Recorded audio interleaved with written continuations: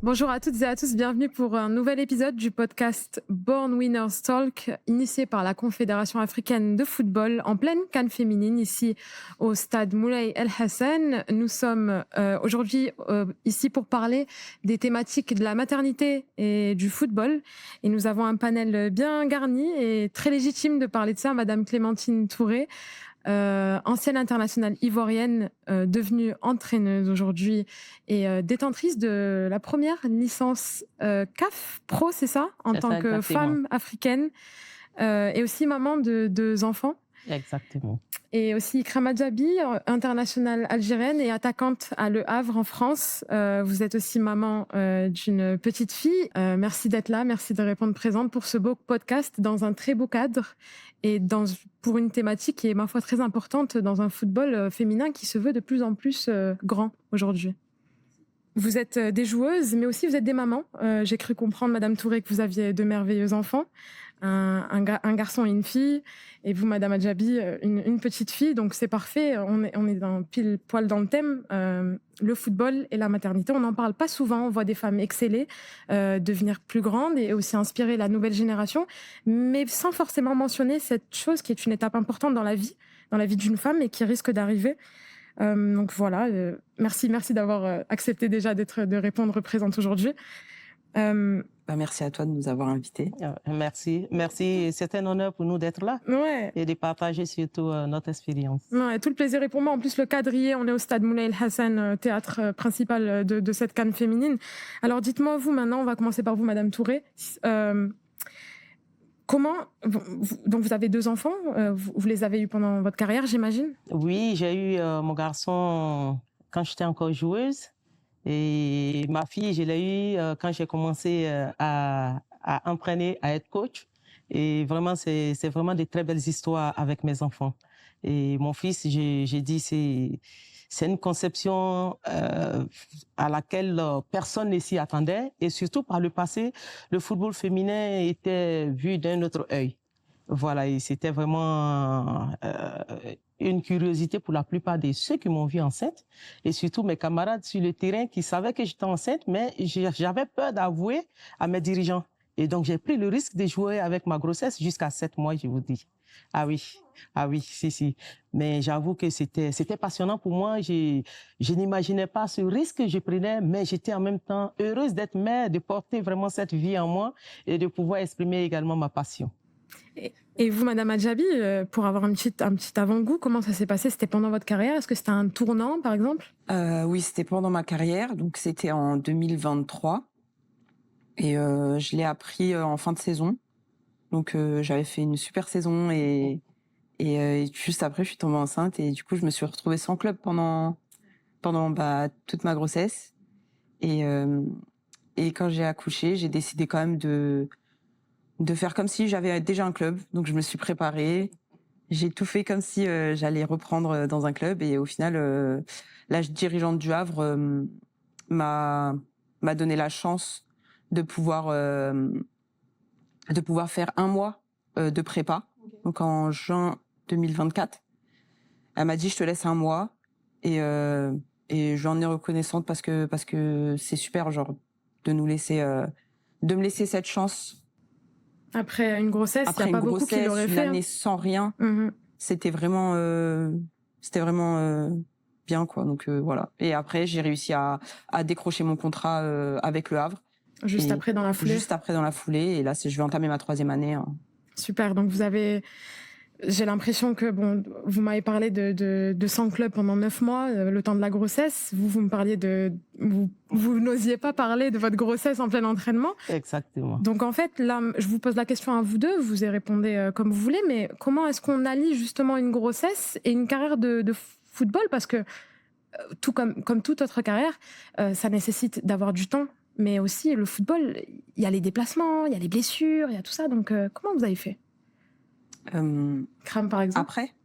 Oui. Pendant quand vous avez compris que vous étiez enceinte, vous m'avez parlé, vous n'étiez plus avec un club pendant 9 mois. Ouais. Est-ce que c'était votre choix à vous? Est-ce qu'on vous a demandé de vous mettre de côté le temps de... J'avais pas trop le choix. Oui, c'est sûr, mais... Je me suis retrouvée sans contrat et puis Ah ouais, c'est sans contrat. Ça m'est tombé dessus, quoi. Donc, j'avais pas trop le choix. Donc, après, je me suis pas abattue. Je me suis dit, c'est pas grave. C'est le temps. Ouais, le temps de revenir.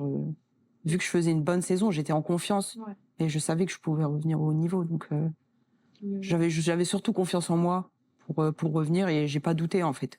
Et au final, ça l'a fait. Donc tant mieux. C'est tant mieux, oui. Et Madame Touré, vous, c'était comment pendant la grossesse? Par le passé, c'est vrai qu'il n'y avait pas de loi qui protégeait la jeune joueuse quand elle portait la grossesse. Et donc, nous, c'était une peur parce que si nos dirigeants savaient que tu portais la grossesse, on avait peur d'être parfois refoulé. Et donc, on a caché. Mais il faut dire que c'était quand même une pression personnelle parce que tu es seul à supporter une situation avec tout ce risque qu'il y a d'aller jouer en portant une grossesse. Mais j'avoue que c'était passionnant pour moi, en fait. J'ignorais le risque que je prenais, en fait. Et parfois, vous savez, quand tu es dans une situation d'ignorance, tu ne mesures pas le danger que tu accours, tu t'y donnes. Et avec la passion, donc des façons combinées, voilà, moi, j'ai réussi à lier cette grossesse et aussi j'allais à l'école. Voilà, donc du coup, et puis le football féminin par le passé, quand nous jouons, c'était pas aussi exigeant comme aujourd'hui. Il y a un programme qui est fait, il y a des entraînements réguliers. Nous, on avait parfois des difficultés, c'était juste un championnat. Au niveau des équipes nationales, il n'y avait pas une régularité des compétitions, et donc c'était plus facile pour nous par le passé. Mais j'avoue que c'est vraiment passionnant et je regrette pas, je suis fière parce que quand je regarde aujourd'hui mon fils, c'est l'histoire en tant que joueuse. Et même après l'accouchement, cet enfant que pendant les matchs, je venais avec lui, et j'étais accompagnée soit par mon époux, soit par l'une de mes sœurs, et à la mi-temps, lui donner à téter. Ah, franchement, je vous dis, c'est vraiment passionnant. C'est le bébé de l'équipe et tout ce qu'il y a autour, cette joie, vraiment, j'avoue que c'est quand même une très belle expérience. C'est magnifique. D'ailleurs, vous avez dit quelque chose qui m'a interpellée. Donner le sein à son enfant à la mi-temps. Ah oui. En fait, on est en train de concilier deux choses qui demandent beaucoup d'énergie. Et en fait, c'est plutôt la beauté de la chose, la symbolique d'avoir un enfant qui fait que ça... En fait, si je perds mon contrat, je perds mon contrat, mais j'ai mon enfant. C'est ça. Exactement. La grande satisfaction, c'est surtout ça, de voir ce petit être-là vous apporter cette joie et qui ne vous empêche pas surtout de vivre votre passion. Voilà, c'est magnifique. Et puis, pour cet enfant, en tout cas, tu es prêt à te sacrifier, à lui donner tout le bonheur, ne pas le priver de cette vie de jeune enfant, vraiment le laisser vivre aussi. Et donc, c'est vraiment passionnant de lui donner à téter à la mi-temps, sachant que oui, bientôt c'est la fin de la mi-temps. Voilà, mon fils, il va prendre son sein. Et même si l'expérience avec ma fille, c'est autre, mais bon...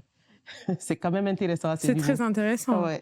Et vous, Ikram, comment ça s'est passé quand vous avez commencé avec le Havre, avec le Mois, et votre enfant, votre petite fille à côté? Du coup, moi, j'appréhendais beaucoup parce que pendant 6 mois, j'étais tout le temps avec elle. Ouais. Donc, j'appréhendais quand même. Et en fait, dès que je suis arrivée, 2 semaines après, on a dû faire un stage. On a dû faire un stage d'1 semaine et j'ai pas pu ramener la petite. Okay. Donc elle est restée avec son papa et en fait ça m'a permis de relâcher un peu la pression, de replonger aussi replonger dans le bain et au final ça m'a fait du bien parce que je me suis dit ok, je peux la laisser 1 semaine, ça se passe bien et après je suis bien entourée à côté donc ça va, j'ai pu concilier les deux assez facilement au final. Jongler entre les deux final parce que... Et maintenant, les clubs sont très compréhensifs, donc. Et oui, c'est ce que c'était ma prochaine question. Dès qu'il y a une problématique, ils essayent de la régler avec nous. Ils essayent de faire en sorte que on se sente le mieux. Et franchement, j'ai pas vu de différence au final. Et c'était justement ma prochaine question. J'allais faire une petite comparaison parce que vous n'êtes plus joueuse de foot, vous êtes maintenant entraîneuse, et vous êtes encore joueuse de foot. Comment est-ce que, si on doit comparer un peu les deux époques, parce qu'on n'est pas sur 30 années non plus, mais juste les deux manières de voir les choses. Aujourd'hui, vous me parlez d'un accompagnement de votre club, c'est-à-dire qu'au moins ils sont là pour vous écouter s'il y a quelque chose. Mais est-ce que vous, Madame Touré, quand vous étiez joueuse dans votre carrière et que vous avez eu votre premier enfant, est-ce que vous avez senti en fait cette porte ouverte? Malheureusement, non. Je l'ai dit d'entrée, j'avais même peur d'informer mes dirigeants parce que si j'informais mes dirigeants, je serais rejetée. Et donc, je n'ai pas voulu prendre ce risque parce que c'était quasi impossible. Et même les parents allaient s'imposer. Ils étaient les premières personnes à dire non, tu ne peux pas aller jouer au foot. Voilà, il y avait beaucoup de blocages. Mais aujourd'hui, les footballeuses ont beaucoup de chance. Et même là, aujourd'hui, avec la CAF, j'ai pu voir des arbitres avec leurs enfants. Eh oui, C'est vraiment tellement beau. c'est très beau. C'est magnifique. Aujourd'hui, il y a cette facilité où la mère reste avec son enfant. Parce que vous savez, le lien entre la mère et l'enfant, c'est très fort. Surtout quand il est encore petit, quand il prend le sein, Eh oui, l'enfant, il a du mal à se séparer de sa maman. exactement. Mais si vraiment on doit séparer une mère de son enfant à cause du travail, vous voyez, vraiment, c'est difficile. Et aujourd'hui, je pense que le football, le monde a compris. Il y a aujourd'hui une protection, les lois qui protègent les joueurs dans les clubs, qui leur permettent vraiment de pouvoir prendre une pause à l'approche de l'accouchement quand c'est signalé, et également l'accompagnement qu'il y a pour ces footballeuses qui ont leurs enfants. J'ai vu certaines équipes nationales qui ont permis à leurs joueuses de venir avec les enfants au regroupement. Vous voyez, une mère qui a tout ce soutien, je pense que tu vas tout donner sur le terrain. Tu vas jouer non seulement pour ton fils, mais tu vas jouer pour toutes ces personnes qui te soutiennent. Et ça, c'est vraiment très important. Je pense que c'est bien pensé. Et encore plus, on peut aller au-delà. Voilà, pendant les regroupements, pendant ces genres de compétitions, créer même des camps pour ces enfants qui vont se retrouver, enfants de footballeuses. Ben vraiment, je pense que ça va plutôt motiver, encourager les jeunes filles. Parce qu'il faut dire, je pense qu'il y a encore parfois cette peur-là pour la joueuse de porter la grossesse. Donc, il faut la rassurer et lui dire que c'est possible. Voilà, on peut allier la vie des familles, avoir des enfants et jouer au football. Est-ce que vous avez un exemple, Ikram, de comment au club vous avez pu sentir que on acceptait votre enfant et votre situation? Déjà de m'accorder ce mois d'essai. Oui.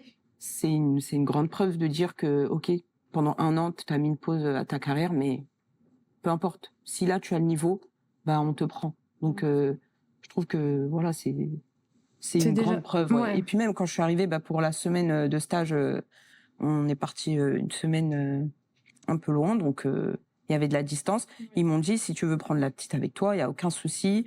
Voilà, donc c'était vraiment mis à disposition pour que même les premiers déplacements et tout, ils étaient vraiment très compréhensifs. Après, tous les déplacements ne peuvent forcément, pas. Oui. Parce que même pour elle, ça va faire c'est fatigant. Donc voilà. Après, moi, j'ai pris la décision de partir une semaine seule pour me centrer, parce que j'étais quand même en essai et j'avais envie de me concentrer à 100%. Sur votre football, bien sûr. Ouais, du coup. Et quand on voit aussi un enfant, c'est un cadeau, c'est un lien indéfectible en fait. Donc même qu'il grandisse ou non, ça reste un enfant. Et quand je vois l'énergie que ça requiert et puis tout l'amour que tu lui donnes, forcément, à un moment donné, la pression qu'on ressent en portant un maillot, que ce soit un club ou national, on commence à se dire, il n'y a pas que moi, il y a aussi ma petite fille, mon petit garçon. Comment on fait pour balancer cette pression et justement garder toujours la tête sur les épaules pour l'enfant? Moi, personnellement, je mélange pas. Donc, il y a le foot, c'est mon métier, et il y a maman, c'est mon deuxième métier. Ouais. Mais je la lie plutôt bien. Et en fait, quand je suis au foot, j'oublie tout ce qu'il y a autour. Et quand je suis à la maison, je fais l'inverse. J'oublie le foot. Je switch. On a d'autres obligations au final, donc on peut pas se concentrer sur les deux. Donc moi, ce que je fais, c'est que vraiment j'ai double casquette, et je trouve que c'est bien, parce que parfois, quand dans le foot ça va pas trop bien, et quand je rentre à la maison, j'oublie tout, parce qu'il y a la petite, et que voilà, il faut avancer, tu peux pas être triste trop longtemps. Il faut se remettre vite dans le bain. Et inversement, quand j'ai beaucoup de charges par rapport à ma petite fille, et quand je vais au foot et que je suis sur le terrain, et je fais un vide, et ça me permet d'aller mieux à la fin de la séance. Donc moi, c'est comme ça que c'est moins une pression, mais en fait, au final, plus une source de motivation en soi, non? C'est ça. Vous en dites quoi, vous, Madame Touré? Oui, elle a donné, je pense, la plus belle expérience. Ce que je voudrais ajouter, c'est une question d'organisation. Tout est question d'organisation en ce sens que généralement, l'assistance avec l'enfant, c'est à son bas âge, jusqu'à 1 an. Voilà, ça demande beaucoup d'exigences, de présence. Mais après, quand l'enfant il est sévré à 8 mois, 9 mois, 1 an, l'enfant il se développe seul, il peut vivre avec les autres. Ben, vous avez votre vie, votre carrière, mais toujours est-il que c'est pas pareil. Il y a la vie professionnelle et il y a la vie des familles. Voilà, et les deux, c'est vrai, se concilient, se joignent, mais on ne peut pas se priver, par exemple, d'une vie des familles pour la vie professionnelle, tout comme l'inverse. Donc, il faut que les deux, on puisse aller ensemble, il faut qu'on puisse faire la part des choses quand on est avec nos collègues, nos amis, nos joueuses, et savoir vraiment rester professionnel, se donner à fond. Et quand on est à la vie familiale également, savoir donner du temps aussi à ses enfants, à son époux. Voilà, donc je pense que quand on arrive à allier les deux, à s'organiser de cette manière, voilà, on gère moins la pression en fait. Et ce qu'on dit dans le foot, je suis d'accord avec vous, mais ce qu'on dit aussi dans le foot, c'est que une carrière de footballeur ou de footballeuse, ça se construit de A à Z. On ne relâche rien. Certains coupent même les liens avec le monde extérieur, leurs amis. Ils sont vraiment très concentrés parce que c'est un sport collectif, mais il faut briller aussi individuellement. Donc, et avoir ici, on a des objectifs en plus de titres, etc. Donc, en fait, le football devient une priorité pour un joueur ou une joueuse de foot. Aujourd'hui, quand tu as un enfant, c'est aussi une autre priorité. Vous parlez de deux métiers, maman et joueuse. En fait, comment est-ce que comment est-ce que vous redessinez vos priorités? Est-ce qu'on peut avoir en fait deux priorités entre guillemets? Dans tous les cas, je pense que la vie de famille, en tout cas selon moi, la vie de famille elle passera toujours avant. Oui. Je vais jamais mettre, je vais rien mettre au-dessus de ma vie de famille. Ouais. Donc dans tous les cas, ça c'est ma priorité. Maintenant, j'arrive à allier les deux, donc tant que j'y arrive, bah, je continue. Et si un jour ça matche plus, pour quelconque raison, bah moi j'ai déjà mon idée, donc je sais déjà que le choix il sera facile. La famille avant tout. Ouais. Et même pour visualiser une fin de carrière, et ben c'est plus facile parce qu'on sait que les raisons elles sont bonnes. Donc moi perso j'ai une vision un peu différente de quand j'étais plus jeune et quand j'avais pas de vie de famille. Mm-hmm. Donc où arrêter le foot c'était impossible. Impossible, inimaginable. Voilà. Et en fait quand on a un enfant on voit la vie tellement différemment. Ah oui. Et on se dit mais en fait la priorité c'est que ma fille se sente bien, ouais. Que voilà ma vie de famille elle soit pas en danger, que voilà que parce que c'est pas facile d'allier mariage, enfant, foot quand on est une femme. Et oui. Je pense que quand on est un homme c'est différent, mais quand on est une femme on a la responsabilité de l'enfant elle est beaucoup plus importante que quand on est un homme, c'est la vérité. Oui, c'est un fait, disons-nous. Voilà. c'est qui accouche à un moment donné. Même au quotidien, c'est quand même... en fait, on a cette envie... les charges, elles peuvent être partagées, mais moi, j'ai cette envie de prendre plus en charge. Oui. Je veux pas que... Enfin, je sais pas comment expliquer. C'est une connexion, je pense. C'est juste une connexion maternelle avec son enfant qui fait que tu prends le dessus. C'est vraiment particulier et voilà. Donc... moi, perso, c'est ma vision. Et le chant, est-ce que vous avez eu un changement de priorité aussi? Vous m'avez amené à réfléchir sur la gestion des charges. Vous savez, à ce niveau, les charges émotionnelles, je parle des charges émotionnelles, parfois à la maison, quand rien ne va, tout de suite, au niveau du terrain, l'entraînement, les matchs, ça se sent. Ça se sent tout de suite parce que émotionnellement, vous n'êtes pas équilibré. Parce qu'il y a des problèmes peut-être au niveau de la famille et qu'il faut chercher à résoudre. Et pour moi, je pense que, comme elle l'a dit, c'est d'allier les deux.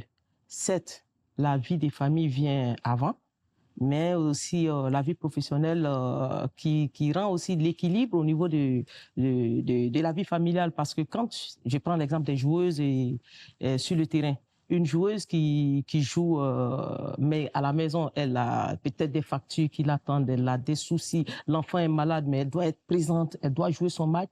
Vous voyez, c'est pas le même rendement qu'elle va pouvoir donner. Par contre, quand il y a cette assurance à la maison, elle est soutenue par la famille, les enfants, elle sait que ses enfants comptent sur elle. Peut-être son fils lui a dit ou sa fille lui a dit, maman, je sais que tu vas marquer 2 buts aujourd'hui pour moi, ou tu gagnes le match pour moi. Vous voyez cette émotion qu'elle aura, si vraiment, donc vraiment les deux vont de pair. Donc c'est toujours intéressant d'avoir une vie équilibrée au niveau de la famille pour pouvoir vraiment progresser, aller de l'avant au niveau de la vie professionnelle. Et si on déplace notre perspective en Afrique, vous êtes algérienne, d'origine algérienne, vous êtes ivoirienne, moi je suis marocaine. En fait, comment est-ce qu'on voit la place de la maman dans le football? Est-ce que vous pensez qu'il y a encore des avancées ou est-ce qu'on y va? Vous parliez tout à l'heure de joueuses qui arrivent avec leurs enfants. On est sur une amélioration, forcément mieux qu'il y a au moins 20 ans. Mais est-ce que, quand on compare avec ce qui se passe à l'étranger, est-ce qu'on est à la ramasse ou est-ce qu'on est justement, pas forcément à la ramasse, mais on y arrive? Je pense qu'on ne peut pas avancer comme les autres. Parce qu'on n'y est pas au même stade. Donc, peut-être que dans d'autres pays, par exemple aux États-Unis, être maman, c'est vraiment quelque chose de normal. Ouais. Être maman et footballeuse, il n'y a aucun problème. Alors que en Afrique, je pense que c'est pas encore complètement ouvert. Et peut-être qu'il y en a plein qui se disent si je deviens maman, bah ma carrière de footballeuse, elle va se finir. Donc, ils retardent au maximum.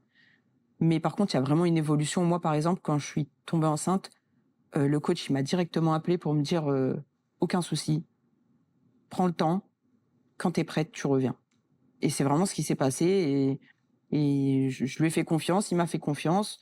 Et au final, ça s'est vraiment fait naturellement et il n'y a eu aucune contrainte. Donc, je trouve que c'est quand même une belle évolution. Oui, bien sûr. Et que dans plusieurs années, ça va être encore mieux et ça va être complètement normal. Et j'ai hâte de voir ça. Ouais, normalement, ça devrait arriver. Vous en pensez quoi, vous, Madame Touré? Oui, même s'il y a eu des avancées au niveau de l'Afrique, je pense qu'on est encore en retard. Parce que ce que nous constatons aujourd'hui, la plupart des jeunes footballeuses qui accouchent, tout de suite, elles arrêtent de jouer. Pour la plupart. Et soit pour leur époux, qui demandent qu'elles arrêtent de jouer. J'ai eu des joueuses, j'ai entraîné des joueuses, et généralement, c'est ce qui arrive. Ça, c'est les cas généraux. En Europe, aux États-Unis, c'est vraiment plus avancé. Mais il y a un travail véritable à faire au niveau des familles, parce que d'abord, le foot féminin, dans certains pays africains même, il faut le dire, même s'il y a eu de l'avancée, qui n'ont pas encore adopté le foot féminin comme étant un sport pour femmes. Voilà, donc il y a d'abord cette promotion, cette vulgarisation à faire dans certaines familles qui sont encore très liées à la tradition, où la jeune fille doit être encore au foyer, elle doit être à la cuisine. Donc les amener d'abord à comprendre que la jeune fille peut allier et sa vie professionnelle du football et sa vie familiale. Et aussi au niveau de l'Afrique, je pense que ce qui pourrait développer, c'est les moyens que les clubs pourront avoir pour pouvoir prendre en charge surtout les joueuses. Parce que ce qui manque, généralement, c'est ça. Les joueurs ne sont pas salariés comme en Europe ou aux États-Unis, de pouvoir vraiment s'occuper de leur famille. Eh oui. Voilà. Et donc, du coup, puisque, attends, tu joues au football, tu n'apportes pratiquement rien. Tu fais un enfant et la famille doit encore te prendre en charge et prendre en charge l'enfant.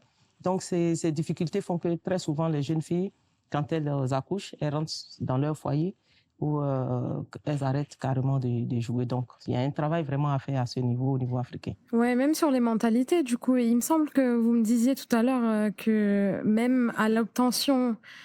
ou non, quand vous avez commencé à vouloir entraîner, vous avez rencontré énormément de difficultés.